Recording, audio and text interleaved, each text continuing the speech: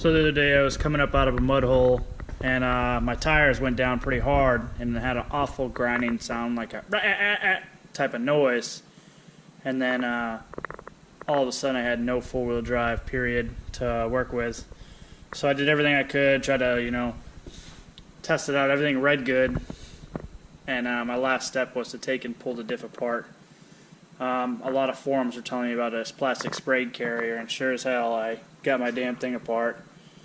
And I found this fancy piece of plastic that's just a complete and utter total piece of crap. I don't know why Polaris would ever put this in a front differential with that much pressure being put on it, but yeah, the plastic sprayed carrier sheared clean off and allowed the gears to not intertwine anymore, resulting in no wheel spin whatsoever. So I was deep in the trail and lost four-wheel drive. I've already ordered the billet aluminum one from Super ATV.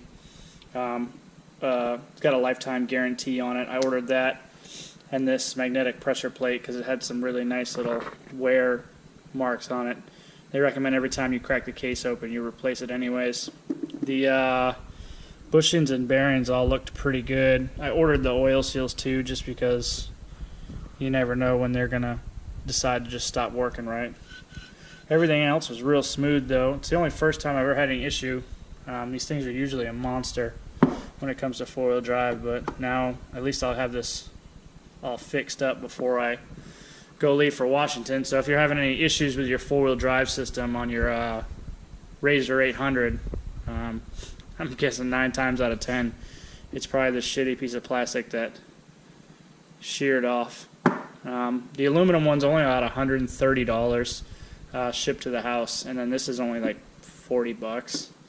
Might as best to replace it all, but I'm gonna do a video on how to put it all back together and do the install. I had to pull all these components out just to get the drive shaft out, but honestly it's really not even that hard of a job.